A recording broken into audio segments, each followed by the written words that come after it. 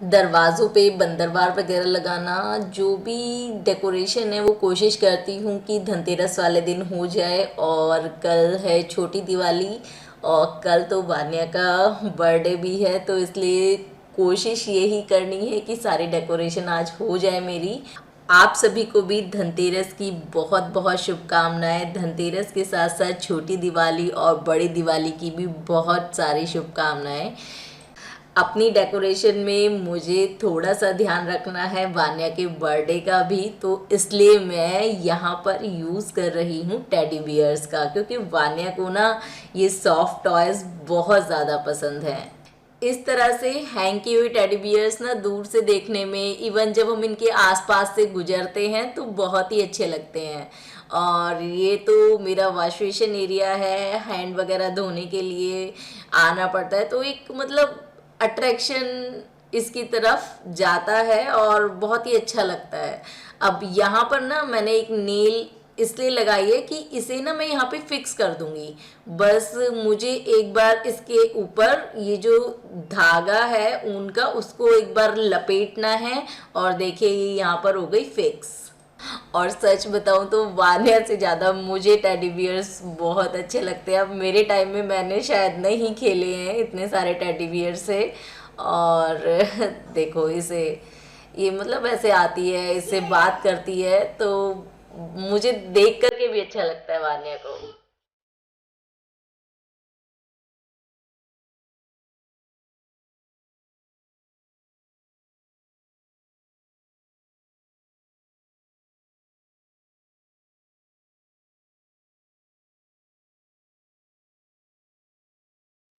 इस तरह के टेडी बियर्स को हैंग करने के लिए ना वॉल पे आप एक लूप बना लीजिए सिंपल सुई धागे की हेल्प से। ये वही धागा है जिससे हम कपड़े सिलते हैं। आप चाहें तो इसमें ऊन वाला धागा भी यूज़ कर सकते हैं, बट अगर आप सिंपल वाले धागे को भी 3-4 बार लूप बना लेंगे ना तो वो भी बहुत ही अच्छे से मजबूत रहेगा, गिरेगा नहीं कहीं। अब मैं ना इसे 3-4 बार इस तरह से इसी के ऊपर बार बार इसको लपेट दूंगी, जिससे कि ये काफ़ी अच्छे से मजबूत हो जाए। और बस लास्ट में हमें लगा देनी है इसमें 1 या 2 नॉट, और ये हमारा लूप बनकर हो गया है रेडी हैंग करने के लिए।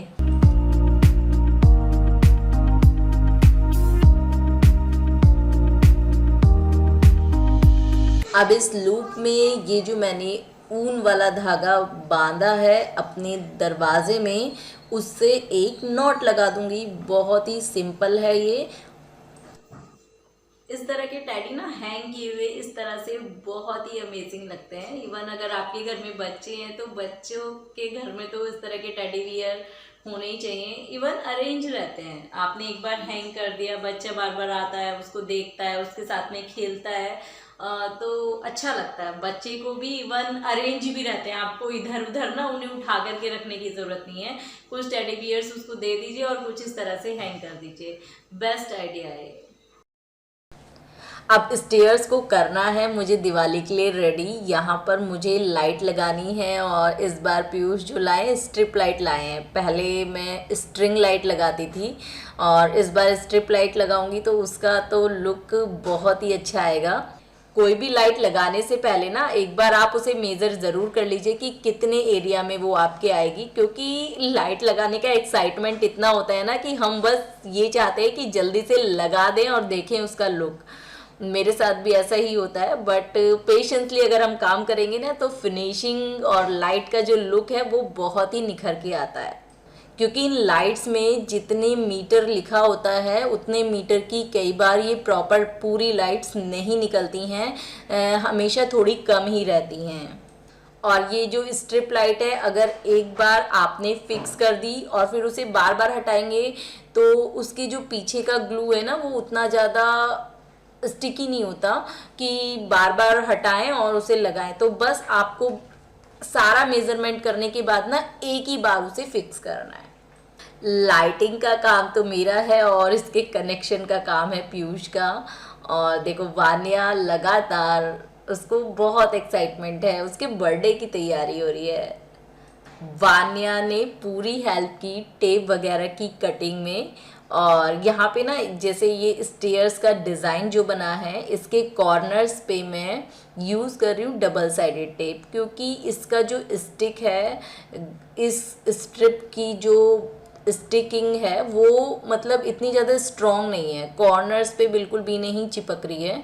तो इसलिए वहाँ पर मैं यूज़ कर रही हूँ डबल साइडेड टेप, जिससे कि ये कुछ टाइम तक यहाँ पर परमानेंटली लगी रहे। और ये चीज़ आप बिल्कुल इंश्योर कर लें कि जहाँ पर भी आप इसे लगा रहे हैं वहाँ पर बिल्कुल अच्छे से डस्टिंग कर लें, धूल वगैरह ना हो, क्योंकि अगर धूल होगी तो ये जो स्ट्रिप है चिपकेगी नहीं।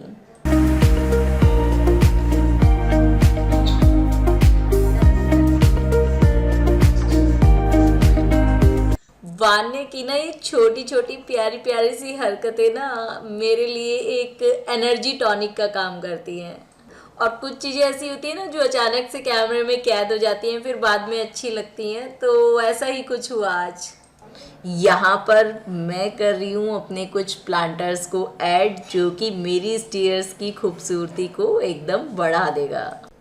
अब यहाँ पर इन गमलों में मैं पेंट नहीं कर रही हूँ, ये आपने पहले सुना होगा जैसे मुल्तानी मिट्टी होती है, इसी तरह की रेड कलर की एक मिट्टी और होती है जिसे बोलते हैं गेरू मिट्टी, और वो दिए वगैरह पर या इस तरह से मिट्टी के पॉट पर ही उससे कलर किया जाता है। और ये मिट्टी ना काफ़ी टाइम से रखी हुई थी, तो सोचा आज उसे यूज़ ही कर लेती हूँ, और उसे मैंने भिगा के रख दिया और बस एक कपड़े की हेल्प से इनके ऊपर कर दिया। हार्डली मुझे 10 मिनट्स लगे।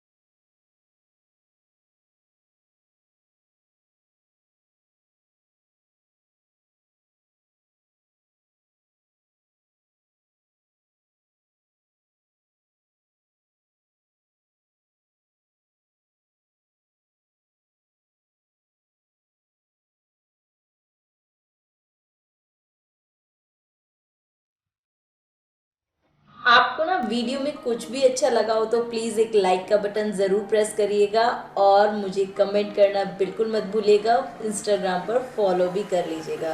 फिर मिलूंगी आपसे नेक्स्ट वीडियो में, तब तक के लिए बाय बाय, टेक केयर, स्वस्थ रहिए, मस्त रहिए, और बस अपने फेस्टिवल्स को एंजॉय करते रहिए अपनी फैमिली के साथ।